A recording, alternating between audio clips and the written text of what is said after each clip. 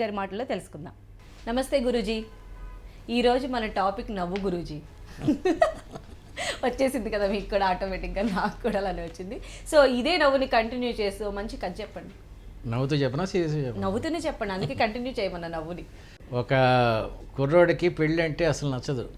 అసలు పెళ్ళి ఎందుకు ఇది నేను నవ్వట్లేదు అంటాడు. అన్నప్పుడు పెళ్లి చూపులకి వెళ్ళాడు. అమ్మాయి వచ్చింది, కాఫీ ఇచ్చింది, మాట్లాడుకున్నారు. వెళ్తూ వెళ్తూ వెనక్కి ఇలా తిరిగి మళ్ళీ ఇటువైపు చూసి ఒకసారి నవ్వింది. అవి మూలగా ఇక్కడ చిన్న గుంట పడింది.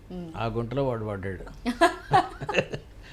ఇంటికి వచ్చిన తర్వాత ఈ అమ్మాయిని తప్ప ఇంకెవరిని చేసుకోను, పెళ్ళి అయిపోయింది. అయిన తర్వాత అత్తారింటికి వచ్చింది. అక్కడ నవ్వటం మానేసింది. ఎందుకు మానేసింది?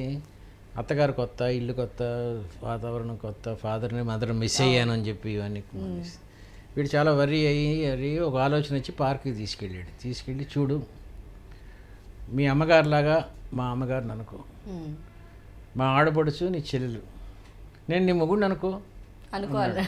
ఇది అనుకో అది అనుకో అది అనుకో చెప్పేసరికి అమ్మాయి పక్కుని నవ్వేది. నవ్వేసరికి గబుక్కుని చూసావు పువ్వులు వికసించాయి నువ్వు నవ్వుతూ ఉంటే.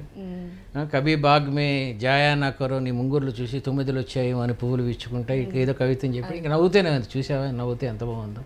So be with me with smiling అన్నాడు అనమాట. ఇంట్లో మీ పిల్లలందరూ సీరియస్గా పనులు చేసుకుంటూ అస్సలు నవ్వటం లేదన్న, ఎంత దరిద్రంగా ఉంటుంది. కాఫీ ఇస్తున్నప్పుడు నవ్వుతూ కాఫీ ఇస్తే ఎంత బాగుంటుంది. కాఫీ తీసుకుంటూ నవ్వుతూ థ్యాంక్స్ చెప్తే ఎంత బాగుంటుంది. ఈ నవ్వుకి అంత పవర్ ఉందండి. అంటే స్మైల్కి సక్సెస్కి చాలా అవినాభావ సంబంధం ఉందని చెప్పి నా జీవితంలో నేను ఎప్పుడన్నా సరే ఈ పిల్లలకి చెప్తున్నప్పుడు ఎప్పుడన్నా ఏం చెప్తానంటే, సక్సెస్ అంటే ఏమిటి అని అడుగుతాను. చాలా ఈ ఎపిసోడ్స్లో కూడా చాలా సక్సెస్ అంటే ఈ రోజు నవ్వుతూ ఉంటాం, రేపు కూడా ఇలా నవ్వగలనే నమ్మకం ఉండటం. రేపు మనుషులు ఎందుకు నవ్వరంటే, పరీక్షలు దగ్గర పడుతుంటే పిల్లలు నవ్వరు, డబ్బులు లేకపోతే మనుషులు నవ్వరు, ఆరోగ్యం, ఇలా చెప్పుకుంటే వచ్చాం కదా. సో నవ్వుకింత మీకు లాఫింగ్ బుద్ధ అని ఇప్పుడు నా విన్నారా పేరు, చిన్న బుద్ధుడు ఇట్లా. యాక్చువల్గా అది బుద్ధ కాదండి, దాన్ని బుధాయ్ అంటారు. అది ఒక నవ్వుతున్న పెద్ద బాణం కడుపు వేసుకొని నవ్వుతున్న మనిషి. యాక్చువల్గా అది ఇంట్లో పెట్టుకుంటే శుభం కలుగుతుందని చైనీస్ జపనీస్ వాళ్ళు నమ్ముతారు కదా. మనం కొనుక్కోకూడదంట గురూజీ, ఎవరైనా గిఫ్ట్ ఇస్తేనే తీసుకోవాలంట. అవునా? సో గిఫ్ట్ ఇప్పుడు ఇవ్వాలంటారు మీకు. ఇస్తా, ఎపిసోడ్ అయిపోయింది. I will give gift to you. దాంట్లో యాక్చువల్గా నవ్వు కన్నా ముఖ్యంగా ఆ కళ్ళలో తృప్తి ఉంటుందండి. ఆ బుధాయి కళ్ళలో తృప్తి ఉంటుంది.